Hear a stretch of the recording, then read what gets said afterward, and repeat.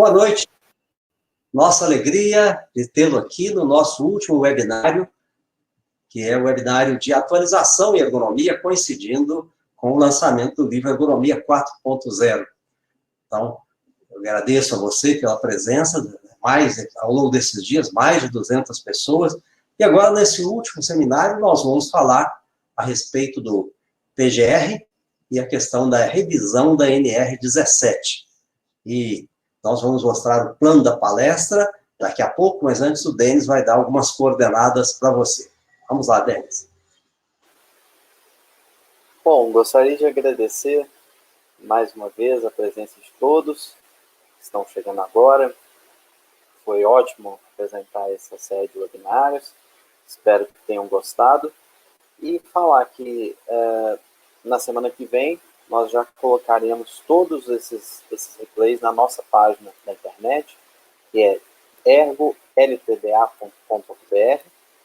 Vou colocar aqui no chat para vocês. Então, aproveitem esse webinário, é um tema de bastante relevância por causa da atualidade do tema. E é isso, tenham um bom webinário. Muito bem. O nosso plano da palestra vai ser mostrado no slide, logo em seguida, que nós vamos ver, então, qual é o nosso plano dessa palestra. Primeiro, nós vamos falar sobre GRO, PGR, SO, SIG, os termos da atualidade. Depois, nós vamos falar dos 10 pilares de uma boa prevenção de acidentes, de AA até I. Depois, a revisão da NR17. Evolução ou Sísifo?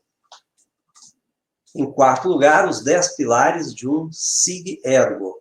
Né? E quinto, um exemplo de SIG-Ergo. E, enfim, aquela pergunta que a gente colocou desde o primeiro webinário, nós vamos responder aqui ao final. Qual é a tecnologia mais competente em aumentar os ganhos financeiros de uma empresa? E aí, nós vamos ter hoje, na verdade, 3 enquetes. Uma enquete vai ser imediatamente, daqui a pouquinho, que vai ser respondido também aí no meio da palestra. Depois teremos uma enquete, que vai ser respondida ao final, e no final do penúltimo bloco, nós teremos uma outra enquete, que vai ser em relação a um resultado financeiro de determinada medida que será colocada.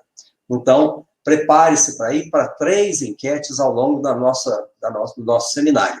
Vamos lá, primeiro ponto, primeira parte da nossa fala é GRO, PGR, SO e SG, os termos da atualidade. GRO é Gerenciamento de Riscos Ocupacionais, PGR, Programa de Gestão de Riscos, SO é Segurança da Operação e SG é Sistema Integrado de Gestão. Esses são os termos da atualidade que coincidem com a revisão das normas regulamentadoras. Ao longo do ano passado, houve um programa bastante ambicioso de revisão das NRs. Nós tivemos a NR12, a tão polêmica NR12, né? É uma norma extremamente conflitante, que desde 2012 vem tendo reveses, vem sofrendo, assim, digamos assim, críticas sérias e defesas sérias, mas agora, em 2019, houve um consenso rápido e sem judicialização. Então, nós temos uma nova NR12, também temos uma nova NR18, que foi aperfeiçoada e articulada com outras NRs, e foi aprovada por consenso e assinada publicamente. A NR1 criou o GRO-PGR, né, que está, então, na norma regulamentadora número 1, que saiu no Diário Oficial da União, do dia 11 de março de 2020. Cria esses termos, né? A NR9 saiu na mesma ocasião. A NR17 era prevista sair também na mesma ocasião, mas não houve consenso ainda. E aí, agora nós vamos verificar que, quem sabe, lá para junho, né, sai a nova NR17, mas nós vamos abordar aqui os pontos principais dela que estão sendo debatidos e vamos entender por que muitas vezes essa norma não houve tanto consenso, e o consenso quanto a ela vai demorar um pouco mais de tempo, né? E o que está na essência dessa mudança, especialmente da NR1, é a questão do PGR, que é o Programa de Gestão de Riscos, e a SO, que é a Segurança da Operação, e o SIG, Sistema Integrado de Gestão. Então, vamos fazer uma breve revisão do que é o PGR, que está na norma regulamentadora número 1. GRO. GRO é o termo, é a demanda da bancada patronal. Conforme você sabe, o Ministério do Trabalho, há muito tempo, já vinha utilizando a técnica da discussão tripartite das normas, o que foi muito bom, porque compatível com a democracia, você tem uma discussão tripartite. Então, o lado patronal achou o termo GRO, Gerenciamento dos Riscos Ocupacionais, como um termo mais palatável, mais aceitável. Mas saiu na norma também PGR, Programa de Gestão de Riscos, né, que é um processo operacional contínuo e cíclico, sistematizado, documentado, que abrange todos os riscos ocupacionais. Guarde bem, PGR. Nesse ponto, nós vamos entrar com a primeira enquete, né, que o Denis vai colocar. Vamos lá, primeira enquete, Denis. Bom, então, boa noite a todos, para todos que estão mandando aí boa noite. Vamos começar, então, com a primeira enquete. Fiquem de olho aí na tela de vocês, que vai aparecer. A primeira enquete é a seguinte. É uma enquete de opinião, não é uma enquete para testar conhecimentos, como as anteriores. Você vai responder se você considera que a atual NR1, que cria o PGR, que é o Programa de Gestão de Riscos, será muito mais eficaz na redução dos acidentes de trabalho e das lesões por condições ergonômicas. Qual a sua opinião? Sim ou não? Você terá aí mais ou menos 10 minutos para responder essa questão. Então, vamos lá. PGR, Programa de Gestão de Riscos. Diz lá, a documentação tem que ser a mais simples possível. Olha só a evolução em relação ao que era anteriormente. O GRO, Gerenciamento dos Riscos Ocupacionais, constitui parte da gestão de saúde e segurança no trabalho, sendo que gestão é um processo maior.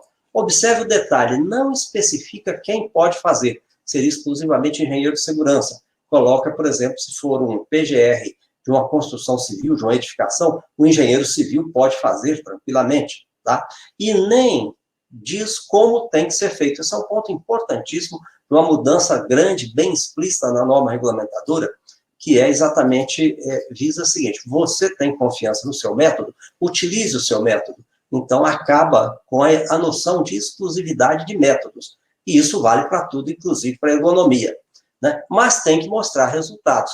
E aparece aí a chamada documentação mínima, que é o inventário de riscos, preste bastante atenção, inventário de riscos e plano de ação. Então, o PGR tem que ter inventário de riscos e plano de ação como documentação mínima obrigatória. Na sequência, vamos ver que gerenciamento de riscos. Vamos ver os 10 pilares de uma boa prevenção de acidentes de AAI. Vamos, então, verificar se é a pergunta que nós fizemos, né, para você entender melhor a prevenção de acidentes. Eu costumo fazer palestras nas empresas, seminários nas empresas sobre prevenção de acidentes, é uma área que eu gosto bastante, e eu faço uma pergunta instigante para as pessoas. Eu faço a seguinte pergunta: podemos dizer que prevenir acidente é fácil? Todo mundo responde, não, não é fácil. Aí eu instigo, é difícil? As pessoas acham que é difícil. Eu digo, não, não é difícil. Prevenir acidentes não é fácil, nem é difícil. É muito difícil. Nós temos que ter essa noção. Tá? E por isso, aí a gente criou um modelo bastante interessante, que é o modelo dos 10 pilares. Para você ter uma eficácia na prevenção de acidentes, você tem os chamados 10 pilares, que nós vamos ver no slide que está vindo aí. Esses 10 pilares são fáceis de serem guardados, seguem uma mnemônica, que é A, B, C, D, E, F, G, H, I. Então fica muito fácil guardar. Vamos lá. O primeiro A, para que se tenha uma boa prevenção de acidentes, é A de boa administração. Administração. Não existe boa prevenção de acidentes se a área estiver sendo mal gerenciada. Isso porque grande parte dos acidentes do trabalho estão relacionados a falhas administrativas importantes. O outro A é análise de risco da tarefa. Análise de risco da tarefa, existem diversas técnicas possíveis, muitas técnicas muito boas, né? Aí, no caso, o PGR, ele não vai dizer qual que é a técnica de análise de risco da tarefa que vai ser usada, né? Isso é um ponto bastante importante. Cada um vai usar uma análise de risco da tarefa que achar conveniente. Mas o mais importante daí é a mentalidade de que para toda tarefa que você vai fazer, você tem que fazer uma análise de risco.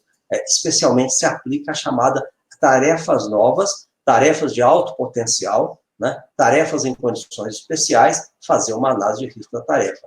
Então, A de administração, A de análise de risco, B de barreiras. Barreiras, então, é o que você interpõe entre o trabalhador e a fonte do perigo para que não haja acidente. Existem dois tipos de barreiras, uma é chamada barreira dura e a outra é chamada barreira branda. O que é a barreira dura? É a tecnologia, é a engenharia. Então, por exemplo, se você tem o risco de o trabalhador atingir um ponto em que as suas mãos sejam comprimidas por uma prensa, você coloca um feixe luminoso de tal forma que ele, passando aquele ponto, automaticamente trava a máquina. Essas barreiras são muito boas. E o que são as barreiras brandas? São as práticas, procedimentos, né, que também são muito interessantes, conforme nós vimos na aula sobre confiabilidade humana na aviação. A seguir, nós temos a letra C. C é cultura de comportamento seguro. Já falamos muito sobre isso, falamos da importância disso, sem dúvida nenhuma, é um ponto fundamental, mas também muito importante é a letra D. A letra D é disciplina. Não se fala em boa segurança se não houver disciplina. Nós temos agora a letra E. E é engenharia e ergonomia. Poderia ser até 11 pilares, você dividir 2 E. E e é de engenharia e é de ergonomia. Mas nós resolvemos, por uma questão fácil de guardar, 10 mandamentos, para poder manter em 10 pilares, e não em 11. Engenharia, nesse caso, significa o quê? Melhoria das condições da máquina, daquela operação, especialmente no sentido de ter processos de engenharia modernos que têm como consequência um afastamento do trabalhador, um distanciamento do corpo do trabalhador da fonte de perigo para que ele não seja atingido, né, por partes que podem machucá-lo, podem feri-lo. E ergonomia, é o ponto que o Denis colocou na abordagem que foi feita na quarta-feira, que foi a questão de que 40% dos acidentes são ocasionados por más condições de ergonomia. Então, há que se colocar a ergonomia para que o trabalhador possa fazer de forma correta. Não se pode ter aquela situação que o único jeito de ele fazer a operação é com risco.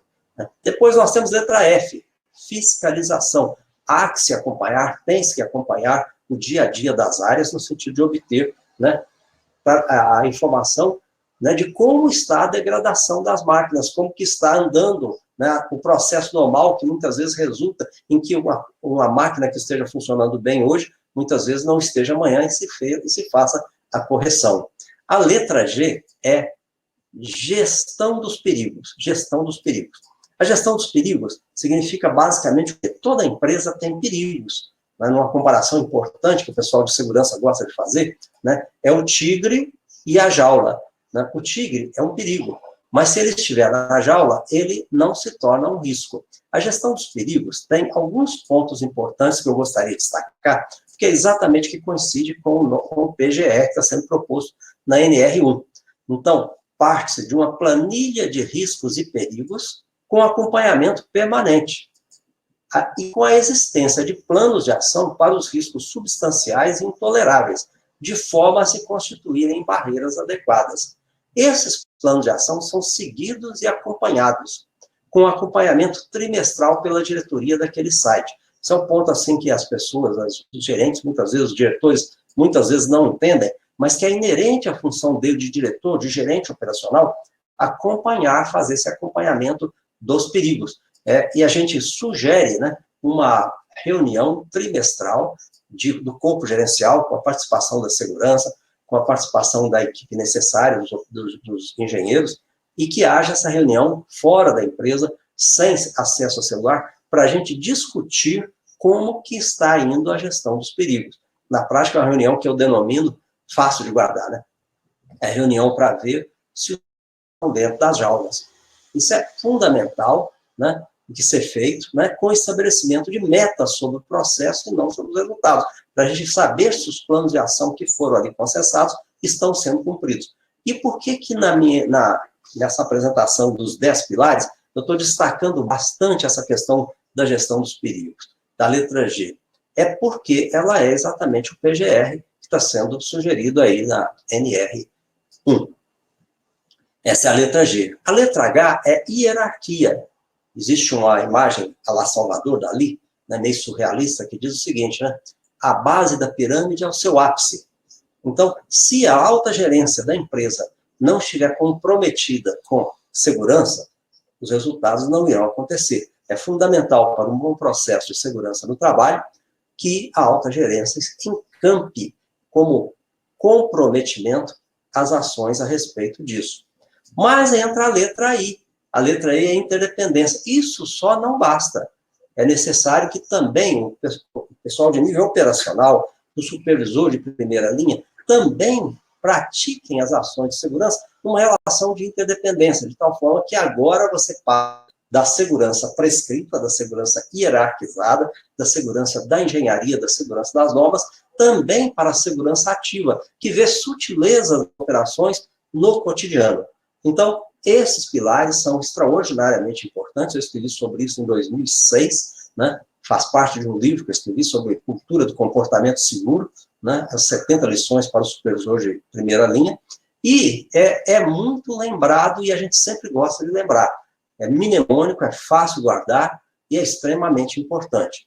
Você tem 10 pilares para uma boa segurança. A de administração, A de análise de risco da tarefa, B, barreiras, cultura do comportamento seguro, disciplina, engenharia e ergonomia, fiscalização, gestão dos perigos, PGR, hierarquia e interdependência.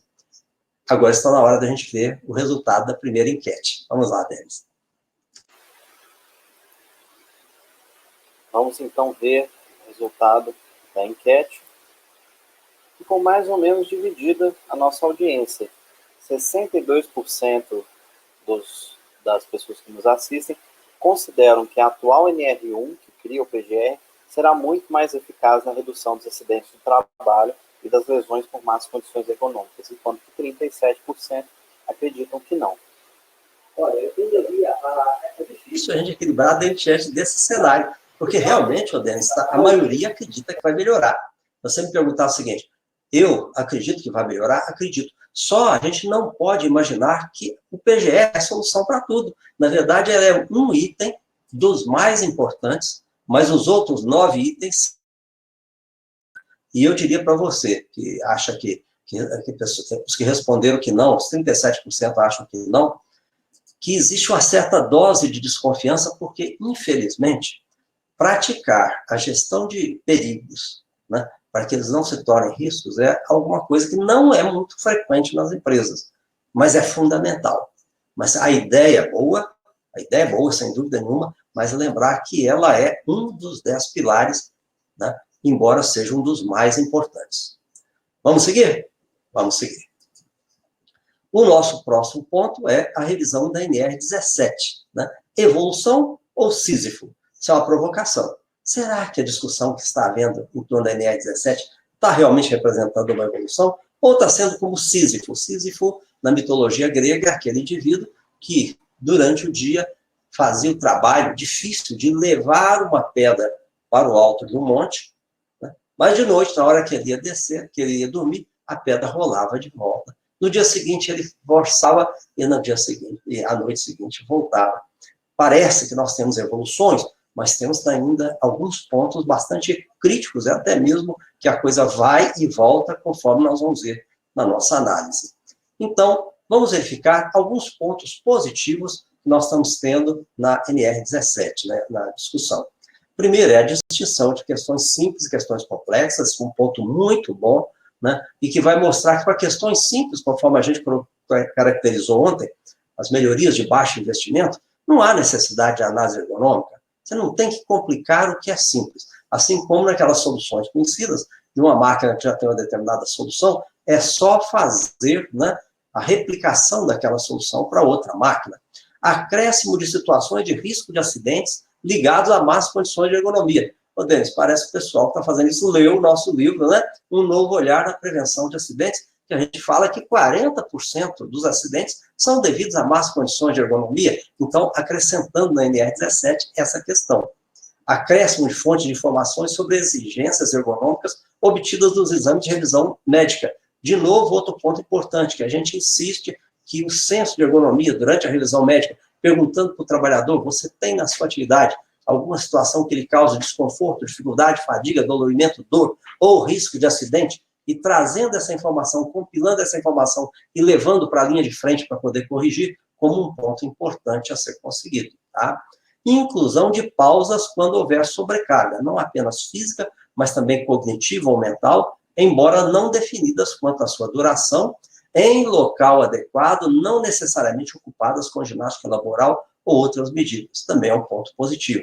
E junção das demandas ergonômicas de máquinas e equipamentos com os preceitos da NR12. Esses são pontos positivos. Vamos verificar alguns pontos que não são muito bons, são questionáveis, eu chamo de questionáveis.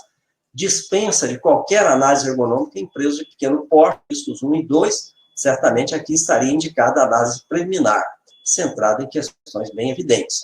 No caso de trabalhos repetitivos, olha só, é prevista a adoção de 2 de 4 medidas recomendadas, sendo que uma dessas medidas é tempo de recuperação de fadiga, né? E que induz a utilização de rodízio. E por que a gente diz que é um ponto questionável? Porque nós temos convicção técnica de que em atividades repetitivas, que o ponto básico é repetição, repetição, repetição de movimentos, o tempo de recuperação de fadiga, ele é uma medida extremamente importante e não deveria ser colocada como uma opção. E aí tem uma outra armadilha, que é o rodízio. Nem sempre os rodízios são eficientes, né? Aquilo que a gente chama de trocar 6 por meia dúzia. Se você tem um rodízio que você vai fazer uma outra coisa bem semelhante, não tem alívio. E tem uma outra armadilha no rodízio, que é o quê? Que muitas vezes você tem uma tarefa de alta exigência e outra de baixa exigência. Quando você faz o rodízio, às vezes você tem agora todo mundo trabalhando sob risco ergonômico. Então, o rodízio é muito difícil de gerenciar, muito difícil de gerenciar. E continua a haver a discussão de décadas sobre a postura para trabalhar numa posição maniqueísta carregada de viés ideológicos, que é o quê? O lado empresarial sustentando que deve-se trabalhar na posição de pé, o lado dos trabalhadores insistindo que isso é uma forma de exploração do trabalhador e que a posição de trabalho deveria ser, sempre que possível, sentada. Essa é uma questão assim, que é bem anacrônica, mas que deveria ser colocada de uma forma bem clara. A definição quanto à postura para trabalhar é uma definição técnica. Segundo as características da exigência do trabalho, você vai definir se vai trabalhar sentado ou de pé. E não foi aceita a abordagem mais detalhada da organização do trabalho. O lado sindical fez um arrazoado muito interessante sobre pontos que deveriam ser olhados na organização do trabalho, diferentemente da atual NR17. O lado patronal recusou, dizendo que não haveria, que não teria como ter metodologia de avaliação daqueles itens. Então, são pontos questionáveis. Mas vamos ver agora qual que é o grande ponto positivo. Mas antes disso, vamos ver o papel as contribuições que o ator social, Ministério Público do Trabalho, está sugerindo. Está sugerindo 3 pontos. Que seja incluída na NR17 questões relacionadas ao trabalho noturno e sistemas de revezamento em turnos. Perfeito. É um ponto importante, é uma grande demanda. Análise criteriosa da duração da jornada de trabalho, porque hoje nós temos uma questão importante relacionada a jornadas irregulares e muitas vezes você pode ter uma demanda de trabalho, uma jornada bastante intensa. Avaliação cuidadosa da atividade para a qual o trabalhador irá retornar após o afastamento relacionado ao desempenho da atividade. Agora, qual que é o grande ponto positivo na revisão da NR17? É esse aí.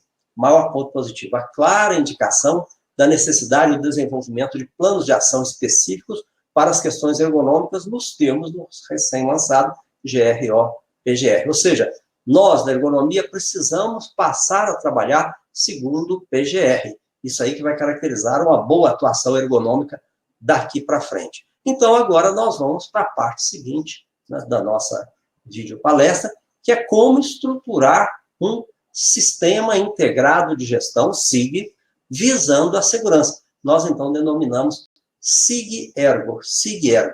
Esse é um conteúdo dos mais importantes, né, que nós temos aqui no livro, né, Ergonomia 4.0, é o último capítulo, né, que seria como instituir a ergonomia da empresa, a dinâmica de um Sistema Integrado de Gestão da Ergonomia, que vai, né, foi escrito antes. Nós já praticamos isso há bastante tempo nas empresas que a gente dá consultoria. Escrevemos já 2 edições do livro, né, Como Instituir a Ergonomia na Empresa, e o conteúdo fundamental daquele livro, que está esgotado tem muitos anos, está nesse livro. É o último capítulo desse livro, que é Como Instituir Ergonomia na Empresa, como instituir o PGR, né, o Programa de Gestão da Ergonomia, né, na empresa. E vamos verificar a base disso. Vou colocar aqui algumas dicas bastante importantes. A primeira delas é que nós devemos seguir o método. O método é esse que aí está. Existe o início do processo de preparação, que eu chamo de alicerce. Segundo, existe o ciclo de melhoria do trabalho, em que efetivamente as coisas andam na empresa, as melhorias são feitas. Tem, então, 3, o desenvolvimento a longo prazo. E 4, o controle das questões legais e administrativas. Muitas vezes, as pessoas perguntam, professor Hudson, não dá para logo começar a fazer as melhorias? Precisa de haver uma introdução? Precisa. A gente chama essa etapa 1, de início do processo, como alicerce. Se você não alicerçar bem o trabalho, você vai entender isso já, o trabalho desmorona. Aí você vai sair, depois de 3 meses, demora não mais que 3 meses para construir esse alicerce. E o que é esse alicerce? Ele é a instituição dos chamados 10 pilares de um bom sistema integrado de gestão da ergonomia. Esses 10 pilares são o seguinte: primeiro é comprometimento da alta gerência. Olha só, olha o termo, comprometimento da alta gerência. Não há sistema de gestão de ergonomia eficaz se a alta gerência não compartilhar, primeiro, de uma colaboração, e segundo, desejável, de comprometimento. Né? A alta gerência, o diretor daquela unidade, né, os principais gestores têm que querer o sistema de gestão da ergonomia. Ele não pode entrar em conflito, porque muitas vezes você vai ter situações em que efetivamente a prescrição da ergonomia contra alguma coisa que um gerente está querendo fazer. E às vezes esse gerente tenta justificar que o que ele quer fazer é o melhor, mas às vezes não é. É uma produtividade de curto prazo, ó, produtividade míope, que está dando problema. Então nós temos que compartilhar esses valores com a alta gerência em termos de comprometimento. E também porque a alta gerência vai ser quem vai se constituir no chamado comitê deliberativo, que vai reunir de 3 em 3 meses para poder avaliar como é que está o processo de ergonomia e que vai alocar dinheiro. Nós temos que saber que muitas melhorias ergonômicas custam muito pouco, são melhorias de baixo investimento, mas outras tantas exigem investimento. E que, nesse caso, né, esse comprometimento da alta gerência é que vai fazer com que um projeto que vai beneficiar bastante os trabalhadores, em termos de melhoria ergonômica, vai entrar no CAPEX, que é o programa de investimentos da empresa. Né? E aí, nesse caso, esse é o primeiro pilar, o comprometimento da alta gerência. O segundo é constância de ações. Não é porque estamos agora na epidemia do coronavírus que as coisas deixam de acontecer, não. Essa é a época ótima, não para poder instituir as melhorias lá, nós sabemos que não é, mas é para poder fazer estudos, fazer projetos, né, manifestando, então, uma constância de ações. Daqui a alguns meses as coisas melhoram, né? E, nesse caso, os projetos de ergonomia já estarão prontos para poder ser implantados. O terceiro é o comitê executivo bem estruturado. É um dos 10 pilares. Olha só, a alta gerência é o comitê deliberativo. O comitê executivo é quem vai fazer as coisas acontecerem. E esse comitê executivo é um dos pontos mais cruciais, mais nevrálgicos que nós temos para a eficácia do processo. Muitas vezes, quando as empresas nos chamam para prestar consultoria a respeito disso, a gente é recebido por fisioterapeutas, por médicos, né, por engenheiros de segurança, que vão dizer o quê? Eles costumam dizer com grande frequência: nós aqui já temos o comitê de ergonomia, só que ele não funciona. Aí eu pergunto: quem é que coordena o comitê de ergonomia? E a fisioterapeuta diz: eu sou a coordenadora. Né? Ou o médico do trabalho diz: eu sou o coordenador. Ou o engenheiro de segurança diz: eu sou o coordenador. Está aí o primeiro ponto para que ele não funcione. Não é que o problema seja nosso, médico, fisioterapeuta, terapeuta ocupacional, enfermeiro do trabalho, não é isso não. É que, como as melhorias serão feitas na área industrial, na área de operações, há que se ter gerentes de operação e engenheiros da operação à frente desse comitê de ergonomia. Isso é estratégico, é fundamental. Ou seja, você escolhe um bom engenheiro de processo para poder ser o comitê de ergonomia. Em muitas empresas, isso é função do gerente, de ser o líder de ergonomia. Tem uma empresa, lá em Santa Catarina, que tem uma frase máxima, né? Melhorar as condições do ambiente de trabalho é função inerente ao papel do gerente e não tem como ser diferente. Olha só a rima. Melhorar as condições ergonômicas do trabalho, não só de ergonômica, de segurança também, é inerente ao papel do gerente e não tem como ser diferente. Então, essa escolha do bom coordenador do comitê de ergonomia é um ponto fundamental. Tá? E aí você vai escolher os outros líderes, pessoas que vão auxiliar esse coordenador, também com a responsabilidade de melhorar as condições, em metas a serem bem estabelecidas, conforme eu vou citar daqui a pouco. E você também coloca no comitê de ergonomia trabalhadores de nível operacional, que vão dar a sua contribuição no entendimento da questão que aflige a eles, que faz os músculos doerem, e também na solução. Os trabalhadores são fundamentais para que você tenha uma solução que seja bem adequada. Aí, o quinto pilar é o treinamento de ergonomia eficaz, voltado para a solução dos problemas para todas as chefias e empregados. A ergonomia tem que ser conhecida. A ergonomia tem uma ciência da ergonomia. Tá? Ergonomia é valor, mas é também ciência. Ergonomia não é bom senso. A ergonomia tem uma série de regras, né? Conceitos de alavancas, conceitos de ferramentas, ferramentas mais ergonômicas, como melhorar o esforço em atividades que nós chamamos de manutenção, como melhorar as situações de levantamento de cargas, uma série de coisas importantes que são fundamentais que as pessoas compartilhem. Existe um modelo de treinamento, que é o treinamento para os membros do comitê de ergonomia, 32 horas, sendo 16 teóricas e 16 práticas. Nós temos para todos os engenheiros e todos os supervisores um treinamento de 8 horas. E para todo o pessoal de nível operacional, de fábrica, um treinamento de 3 horas. Todo mundo passa a saber o que é ergonomia. Todo mundo passa a ter ergonomia como valor dentro de uma máxima, que é formar, né, uma chamada mentalidade crítica, né, a respeito daquele assunto que irá colaborar na solução dos problemas. Aí vem um foco bem direcionado para a correção adequada das questões detectadas, que seria o quê? Fundamentalmente, o que é problema simples, solução simples. O que é problema complexo, vamos fazer estudos ergonômicos, análise ergonômica, que foi aquilo que eu falei ontem sobre o plano de ação. E aí nós temos, então, a atuação proativa. Se eu sei que vai ser comprada uma máquina, olho a condição de ergonomia daquela máquina antes. Se eu sei que vai ser construído um novo almoxarifado, olho as condições, olho o projeto antes. Indicadores de processo e de resultado. Né? A gerência precisa saber, quem nos apoia, a alta gerência é a avalista desse processo. Então, ela precisa ter resultados de tempos em tempos. Já eu vou mostrar isso para vocês. Tá? Consultores internos da empresa. Nós temos necessidade que algumas pessoas, especialmente médicos, fisioterapeutas, terapeutas ocupacionais, engenheiros de processo, engenheiros de áreas críticas da empresa, estudem ergonomia, estudem em profundidade ergonomia, para serem pessoas que vão fazer com que a solução técnica chegue junto, fique bem próximo da empresa no nível de consultoria.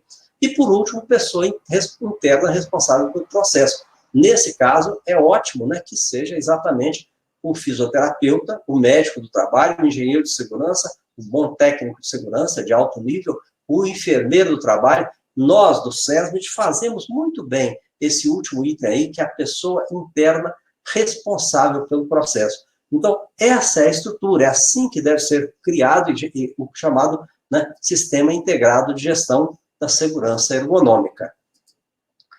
O nosso próximo ponto é um exemplo de SIG-Ergo. Nesse ponto, nós vamos colocar a segunda enquete.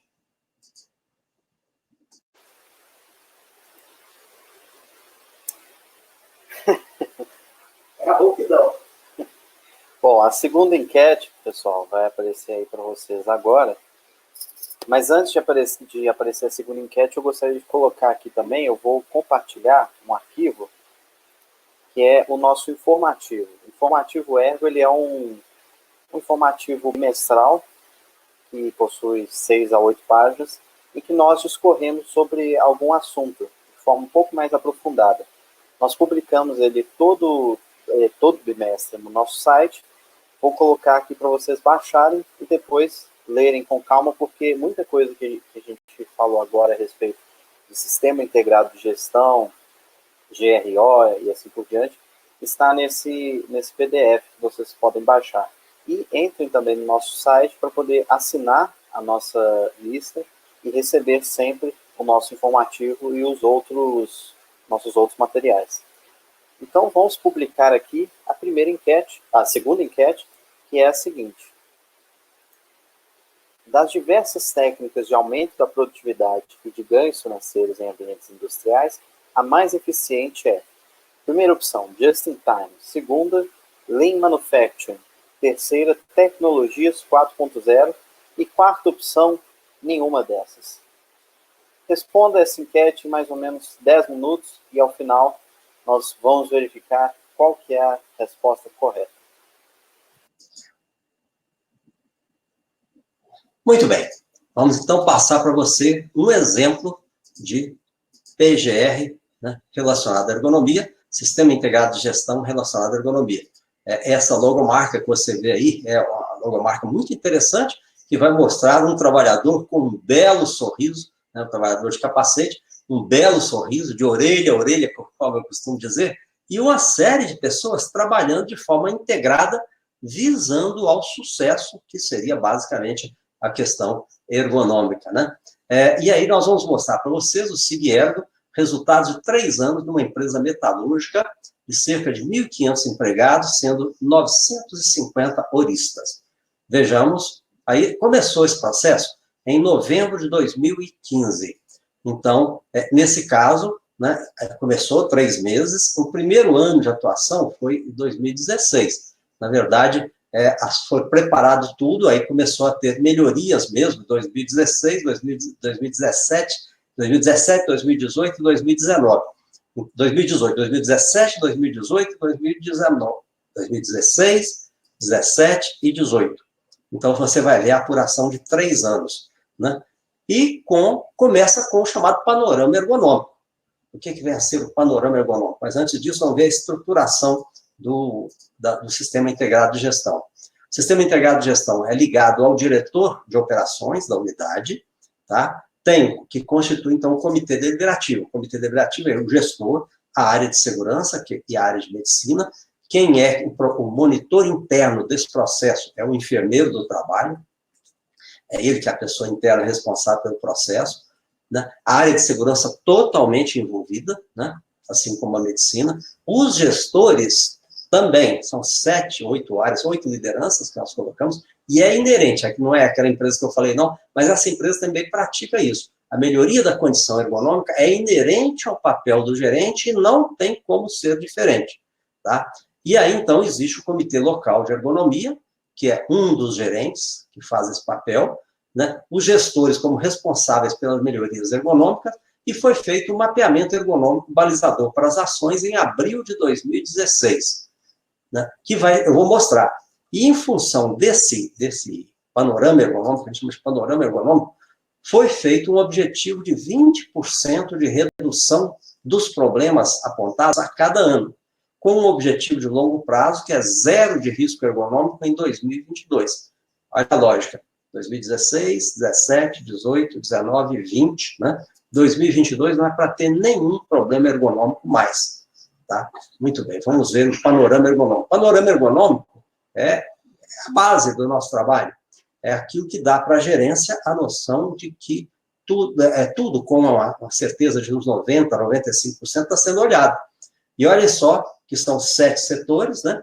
Que você tem o seguinte: quantas são as situações de improvável mais possível, que eu disse ontem? São 15. Tem 96 situações de desconforto, dificuldade, fadiga.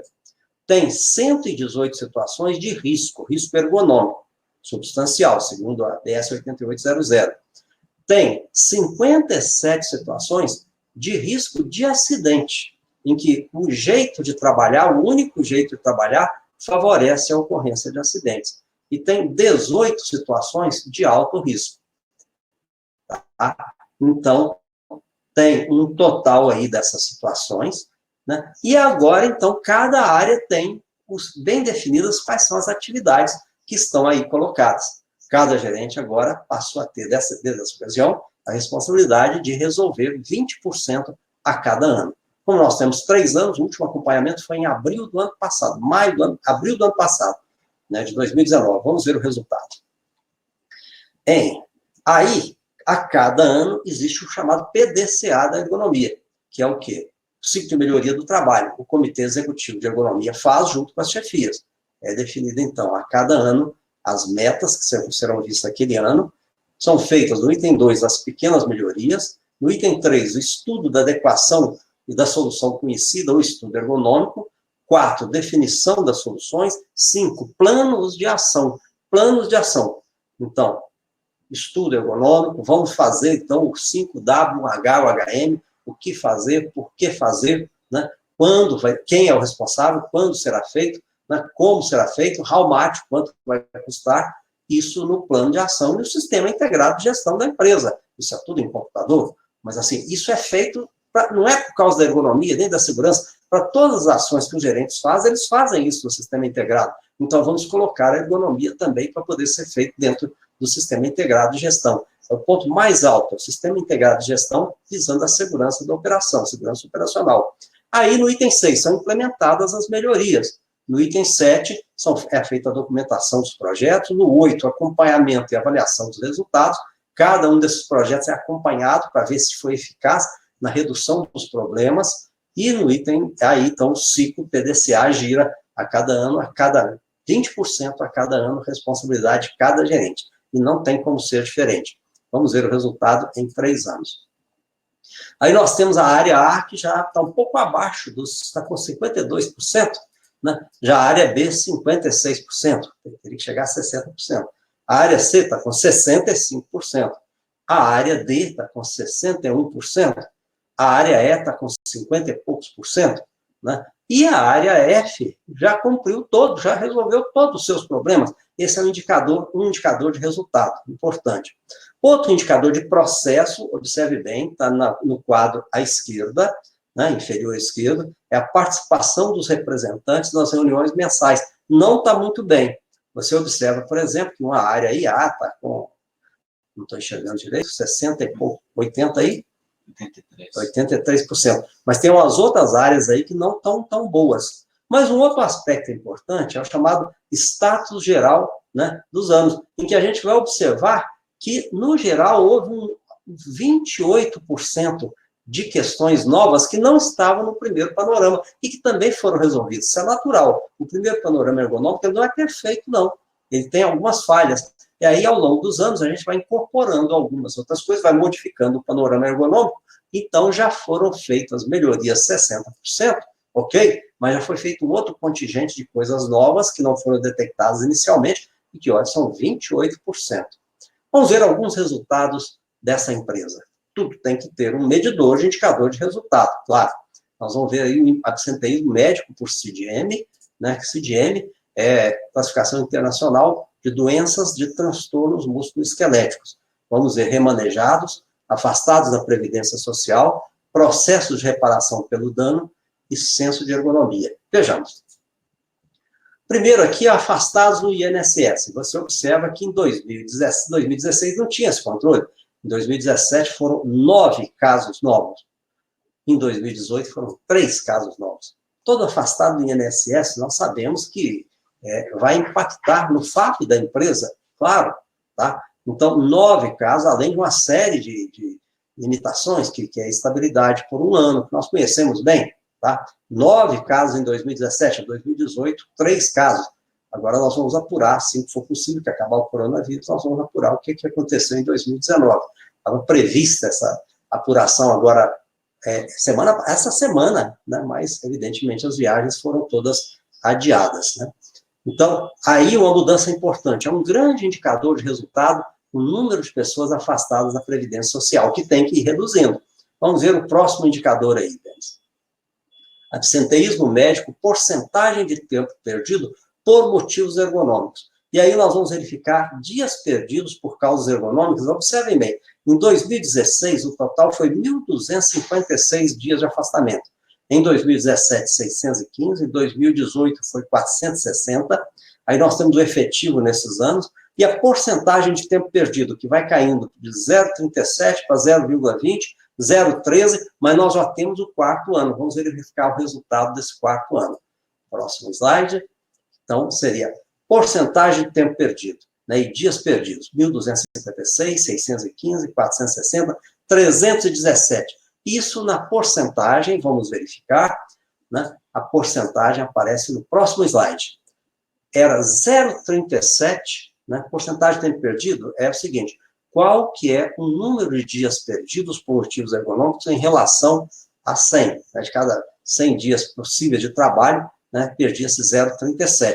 Passou para 0,20, depois para 0,13, depois para 0,1 no último ano. Olha só, com as melhorias ergonômicas, os afastamentos por CDM vão diminuindo. Vamos quantificar isso? Vamos lá. Próximo slide, né? Esse slide. Ganhos financeiros com a redução do absenteísmo por questões ergonômicas. Em 2016, qual foi a base de dados? Pegou-se, então, o salário, o montante de salários e encargos de 2018, dezembro de 2018. E foi feita, então, a conta quanto que foi perdido em 2016, com uma porcentagem de tempo perdido de 0,37, afastamento somente por até 15 dias. Então, isso dá um montante de valor direto gasto com absenteísmo por questão ergonômica de 412.977, ou seja, a empresa desembolsou isso e as pessoas não estavam trabalhando. Em 2017, foi 0,20. Então, com a base de dados atual, seria 223.231. Então, a empresa economizou R$ 189.746. Em 2018, foi 0,13. Então, com a base de dados do salário atual, né, gastou 145.100, comparando com 412.977, a empresa economizou 267.877. E em 2019, como foi 0,10, uma redução muito expressiva do afastamento por transtorno musculoesquelético, né, gastou-se 111.615 na base atual e economizou-se, comparando com os 412.977, R$ 301.362. Quando você soma o que está em verde, vai dar uma economia de R$ 758.985, né? Foi um gasto que não houve, né, que seria um afastamento, considerando a melhoria ergonômica.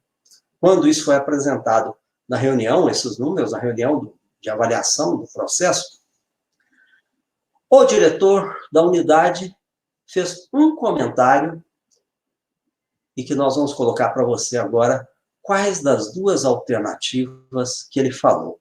Então, está aí em amarelo. Quando este valor de redução da perda financeira com o absenteísmo, né, foi apresentado na reunião gerencial, o que o diretor industrial disse? Letra A, esse número está superestimando os ganhos financeiros. Não foi tão alto assim. Ou será que o diretor disse, esse número está subestimando o ganho financeiro? Nós economizamos muito mais do que isso. Qual que é a orientação para o pessoal aí, Denis, para poder responder no chat? Vai responder no chat, né? É isso aí. Daqui a pouco, 5 minutos, né?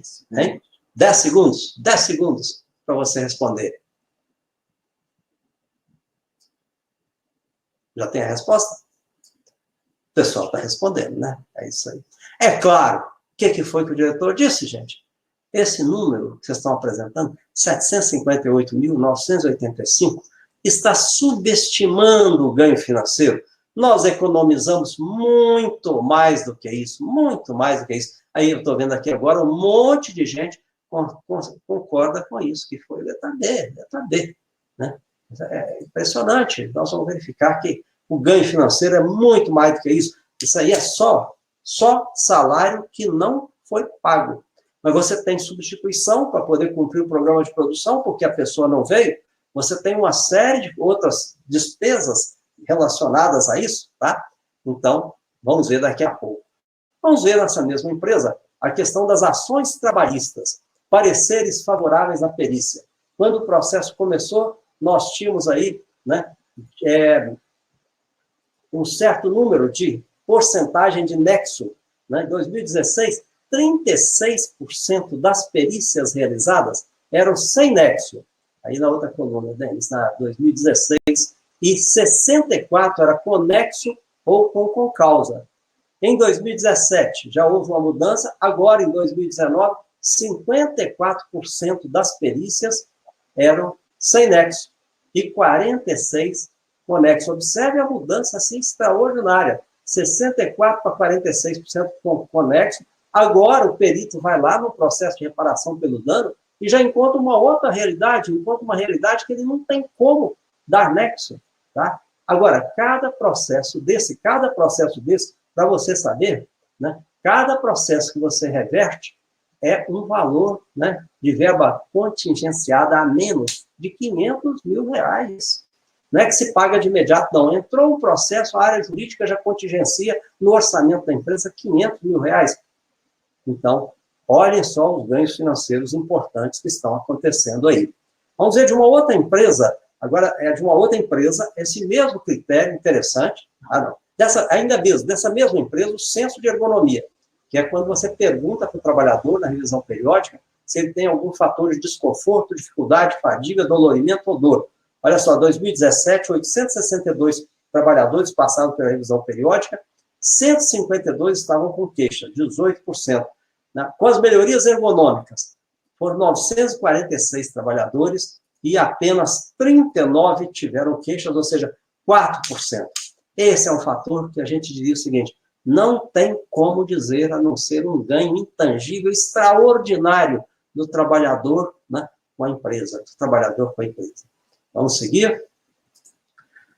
Aqui, ganhos ainda não quantificados nessa empresa. São os gastos adicionais relacionados à falta dos trabalhadores, gastos com assistência médica, redução do gasto junto com o prestador de serviço, redução dos gastos com processos, verba contingenciada, redução do tempo para a realização das atividades, redução das inúmeras situações de risco de acidentes e, tem mais um, isso. Aqui é de outra empresa, né? Uma empresa, no caso de uma mecânica de grande porte, com a reversão dos laudos de perito, também 4 anos de ação ergonômica. Olha que em 2010, 42% dos laudos periciais eram favoráveis à empresa. E agora, em 2014, né, já estava em 62%. Então, outro indicador bastante interessante para a gente poder acompanhar. Ganhos intangíveis, melhoria substancial da relação entre chefias e trabalhadores. Por que disso? Porque o trabalhador, ele começa a observar que a chefia está interessada na questão dele. Não resolve da noite para o dia, não. Não existe mágica nisso, não. Mas o fato de a chefia estar interessada, né? A área, nossa, ergonomia, vamos lá, verificar, ajudar o trabalhador, ele tem a queixa, a gente vai atrás, procura resolver, porque faz sentido, não é qualquer coisa, não. Lembra sempre uma coisa muito importante, a ergonomia não tem como compromisso atender ao trabalhador nas suas vontades, não, mas nas suas necessidades.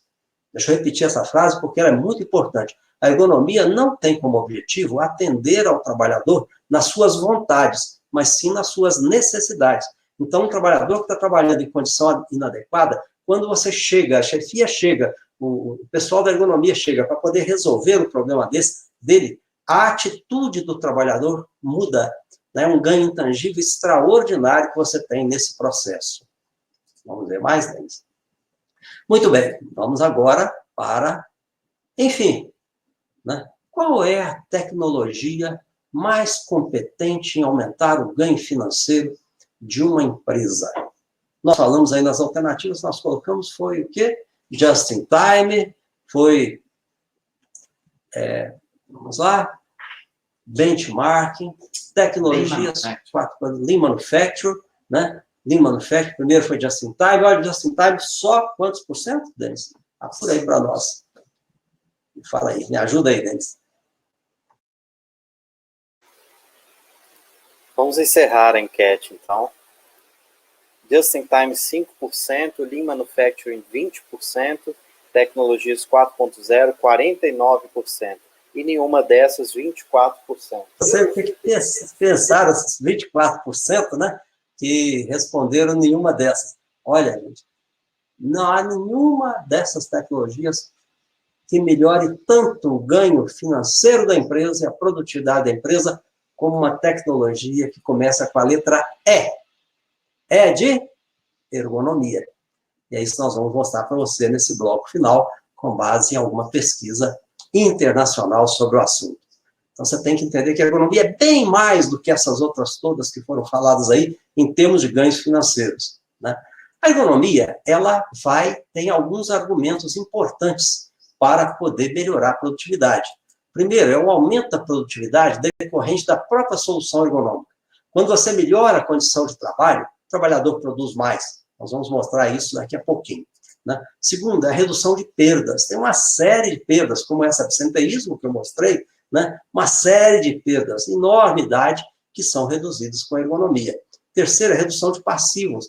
Conforme eu mostrei, o passivo trabalhista, cada processo que entra na empresa, né, processo de reparação pelo dano, é uma verba contingenciada de R$500 mil. Então, isso vai para o passivo da empresa, fica sem mexer. Então, você vai reduzindo o passivo, a empresa passa a ter uma saúde financeira melhor.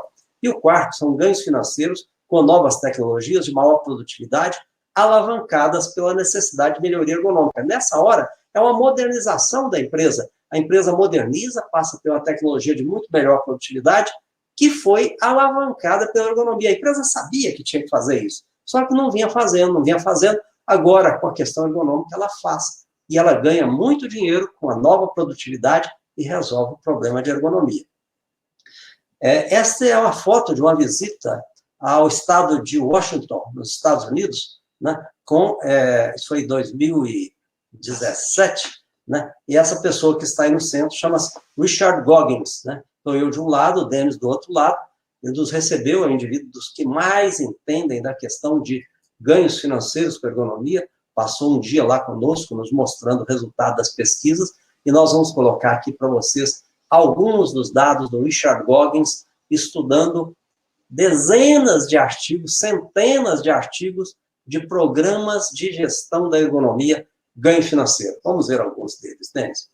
Então, aqui é do estado de Washington, né? A eficácia das ações de ergonomia, detalhamento da pesquisa do departamento. Vamos observar aí, não escritórios entendam fábricas. São 66 estudos, isso é estudo de literatura, tá? O número de casos, redução do número de casos de DORT e lombalgia foi de 57% de redução.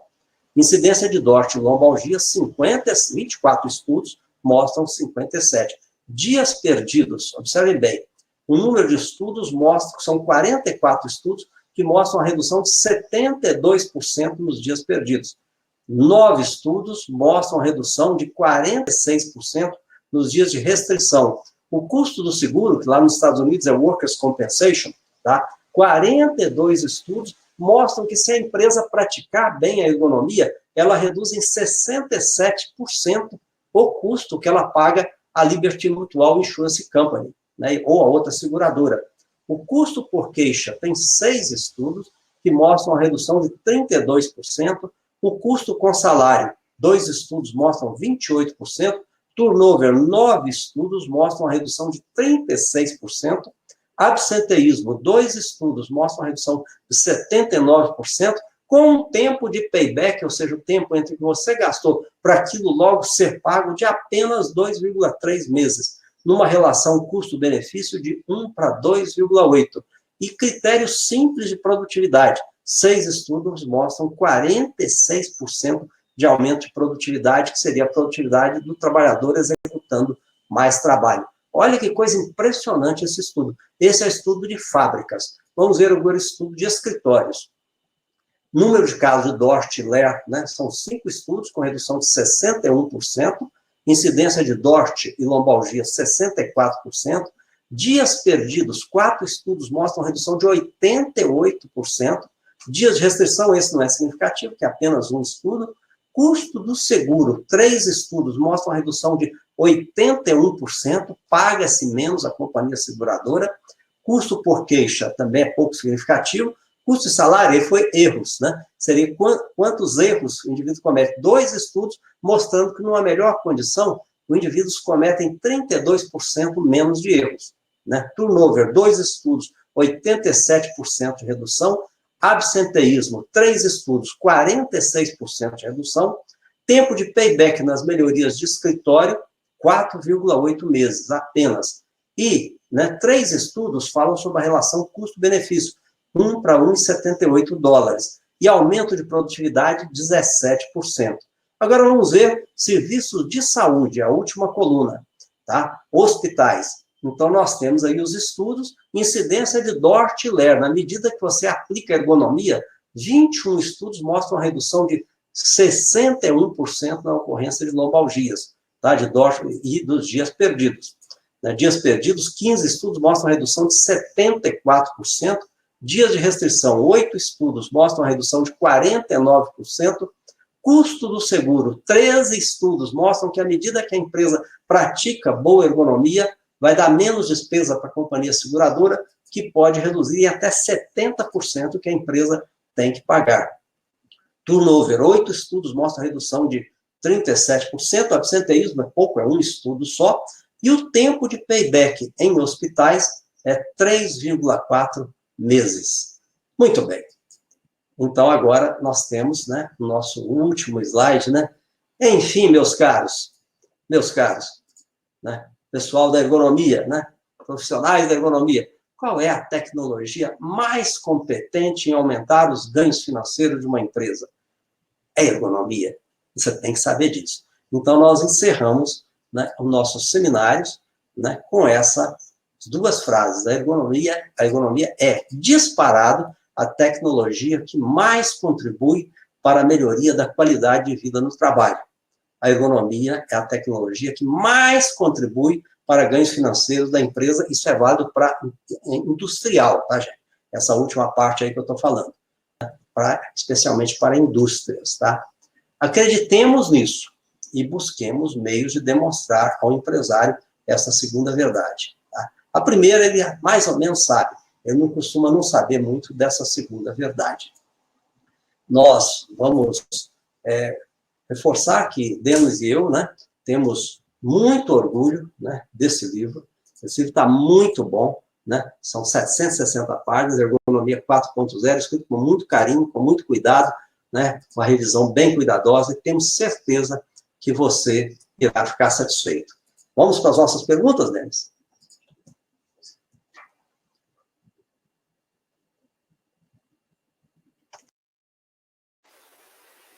Bom, antes eu queria agradecer também a presença de todos que ficaram até aqui, pedir que esperem, porque as perguntas estão muito interessantes, e enviem suas perguntas. Como hoje é o nosso último webinar, a gente pode ficar um pouquinho mais, responder ao invés de 5, umas 6 perguntas. A Flávia Costa, ela mandou uma pergunta referente à NR1, e ela pergunta o seguinte: se o fato da nova NR1 deixar a cargo das empresas a definição do responsável pela elaboração da execução do PGR, independente do profissional ser ou não da área de saúde e segurança do trabalho, se, na sua opinião, não levará ao aumento dos riscos reais de adoecimento e acidentes, ressaltando a premissa de que a empresa busca o maior lucro sempre. Minha resposta é não, não é esse risco. Você vai dizer o seguinte, quais são as melhores pessoas profissionais, tá, que sabem organizar PGR? Não são administradores. Né? Incrível, são pessoas que outras vezes fizeram MBA em gestão, pode ser médico, pode ser engenheiro, né? Mas pessoas administradores de nível profissional e que fizeram MBA, né? Ou profissionais médicos do trabalho, engenheiros de segurança, etc., que fizeram MBA em gestão. Então, Flávia, nós não temos que ter esse medo, não. Porque, na verdade, elaborar um PGR tem muito de conteúdo que nós falamos de arrumar as coisas. Não é uma coisa simples. Tá? Você montar um projeto desse, que você tem um mapeamento de riscos e tem um acompanhamento da gestão, né? Não é coisa simples. E as pessoas que mais aprendem isso são as pessoas que estudam isso profissionalmente. Naturalmente, um bom profissional desse, ele vai se cercar do nosso saber técnico. Vai se cercar do saber técnico do engenheiro de segurança, do médico do trabalho, do fisioterapeuta e assim por diante. Agora, eu acho muito positivo essa questão. Por quê? Porque a NR1 ela não estabelece reserva de mercado. Quem vai fazer é a pessoa que esteja mais competente para fazer.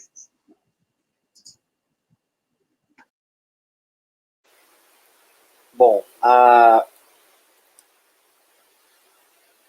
Carla Jacomel,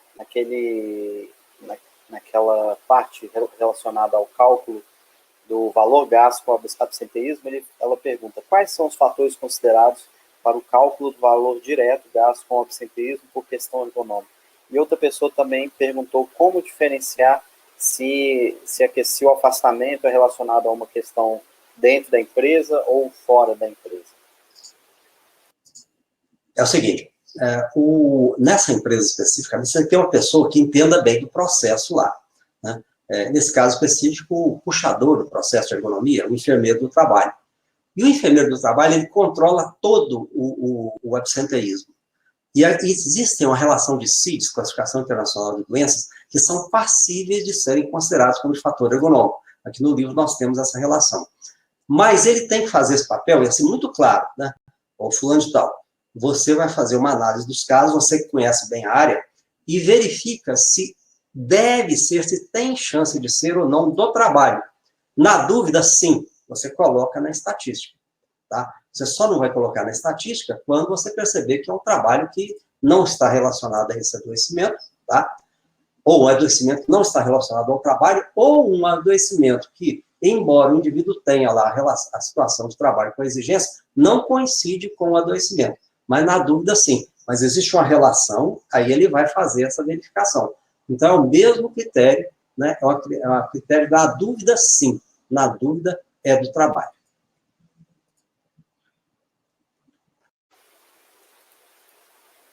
O Jason Turola pergunta, qual o impacto da retirada dos riscos ergonômicos da tabela 24 do E-Social? E como serão informados os riscos ergonômicos a partir desta realidade? O Jason, é o seguinte, a questão da retirada da tabela dos fatores ergonômicos da social, no meu entender, é alguma coisa provisória. E por quê? Porque, na realidade, a coisa cresceu de uma forma assustadora. Eram 9 itens, até razoáveis, e passou para 20 e tantos, e depois estava com 58 itens. Então, quando se fez um zerar isso, né, tirou tudo, né, foi uma espécie assim, de resposta em relação a coisa que estava ficando impossível. Ela estava ficando um ciclo de informações muito complexo. Tá? Eu acredito que isso vai voltar. Mas, assim, eu entendo também que a questão, assim, da questão da exigência ergonômica e do risco ergonômico é uma coisa assim, que tem que ser analisada com muito cuidado. Eu falei sobre isso ontem, inclusive, com um detalhe importante.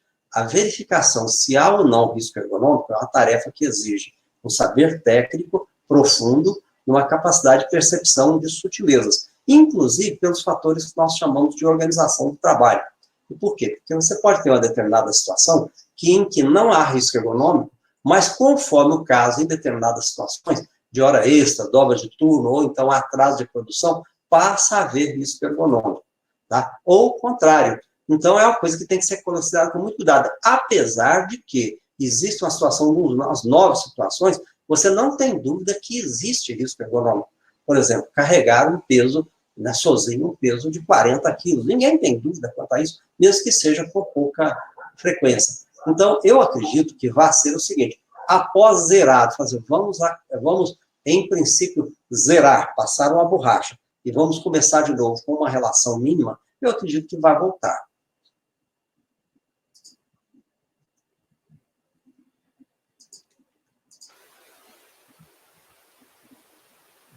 Eu peço que quem enviou perguntas mais cedo, se quiserem, envie de novo, porque algumas mensagens vão sumindo do chat. Então, se quiserem fazer a pergunta de novo. O Alexandre Bassoli pergunta, como atuar em uma empresa em que a média liderança acredita que a ergonomia é problema apenas da medicina e da segurança do trabalho? Doutor Alexandre Bassoli, grande amigo lá de São José dos Campos, né? Muito bem. Alexandre, é o seguinte, um dos grandes trabalhos que a gente tem como profissional da ergonomia é fazer chegar até a alta gerência da empresa a notícia de que a ergonomia é deles e que eles têm que estar comprometidos, tá?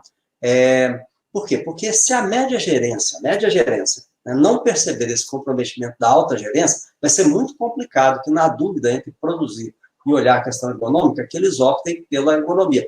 Como se houvesse essa dualidade, né? Na verdade, quando você olha a questão ergonômica, você está olhando muito produtividade. Mas isso é um estágio avançado de fazer chegar essa mentalidade. Mas, assim, nós diríamos que invista, você conhece isso muito bem, você conhece, trabalhou em empresa muito boa desse sentido, tá?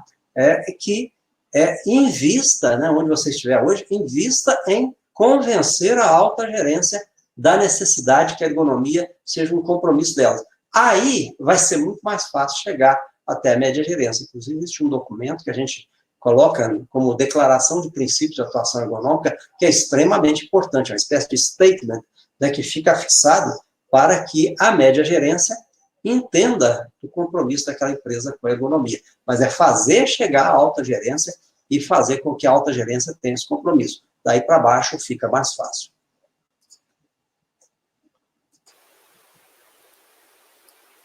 O Fábio Franquin pergunta, Dr. Hudson, o senhor acredita que o fato da NR9 determinar agora como documentação obrigatória do PGR, se isso irá realmente envolver de forma mais coesa o comprometimento das empresas no investimento, da eliminação e na implementação necessária que compõe o plano de ação? Resumidamente, né, se o fato da NR9 determinar como obrigação, documentação obrigatória do PGR, se isso vai ter resultado. O Fábio, né, lá da Paraíba, né, também foi nosso aluno aqui em Belo Horizonte. O Fábio, é o seguinte, a gente tem que ter noção que o PGR é uma coisa muito boa, muito bem estruturada, né? Tem um jeito de fazer, né? Existem formas de fazer, né? Não tem um jeito único de fazer, não. Mas você sempre tem que fazer o panorama dos riscos e ter os planos de ação. Agora, é saber que só isso não resolve. Isso é um dos 10 pilares. Então, o que eu quis apresentar, quando eu coloquei a questão dos 10 pilares, é isso. Vamos só relembrar aí. É A, B, C, D, E, H, I. Né? A, administração. A, análise de risco da tarefa. B, barreiras. C, cultura de comportamento seguro. D, disciplina. Tá? E, engenharia e ergonomia. F, fiscalização. G, gestão dos perigos, ao PGR. H, hierarquia e interdependência. Ele é uma ferramenta importante, é muito boa, mas nós não devemos vê-la como salvação, nem como panaceia. Ela não é solução para tudo, não. Há necessidade dos outros itens dos 10 pilares.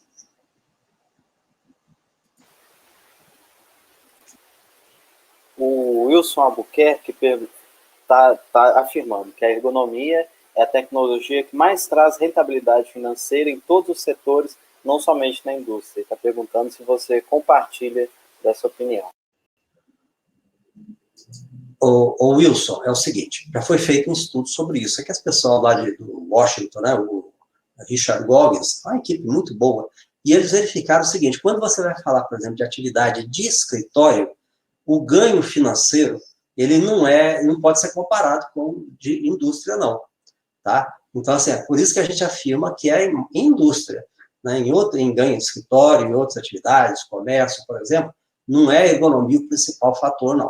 Mas já foi estudado, tá? Mas a gente fala, assim, de boca cheia, com muita certeza, para a indústria, não necessariamente para outras atividades. Agora, você observa que interessante, né? Em hospital é bastante importante. Então, indústria e hospital. O hospital eu não chego a afirmar que é o mais importante, não. Mas, assim, em indústria, com certeza.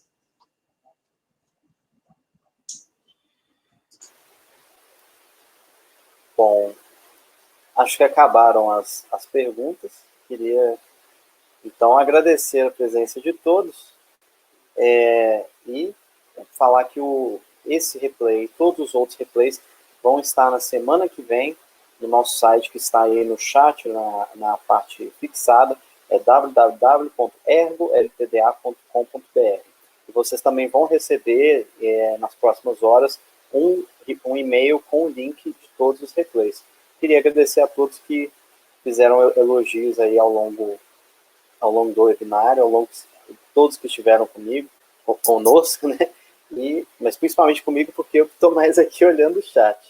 E temos até audiência internacional. Equador tem uma profissional de ergonomia na América do Sul, lá no Equador, que está presente todos os dias, né? Nosso abraço para você, tá? É a Jimena Pasminho. Isso, muito bem. Pessoal, então foi uma alegria ter estado com vocês nesses webinários. estamos passando aí por uma tormenta no nosso país e no mundo, né? Vamos fazer a nossa parte, vamos também rezar, né, para que isso seja menos grave do que está aparecendo. E à medida que tivermos já uma normalidade, vamos nos reintegrar. Tem um trabalho grande que alguém falou muito interessante, as empresas estão meio esfaceladas nesse tempo, a gente entende isso, e que na retomada as empresas vão precisar muito da gente, para poder fazer uma retomada em que envolva, que seja bastante importante, acolhedora e cuidado, né, com os seres humanos que estão muito abalados, né, em todos os aspectos que pode imaginar, especialmente o aspecto psíquico. Mas nós manifestamos a nossa grande alegria de ter podido ministrar esses webinários aí para vocês, né. Não temos ainda um final, assim, uma data de previsão, mas a nossa previsão é que uma vez por mês a gente faça um webinário sobre um tema interessante aí para vocês. Até mais, felicidades. Até mais. Muito obrigado pela companhia de todos e fiquem bem. Até a próxima. Vocês vão saber quando será o próximo webinário. Abraço.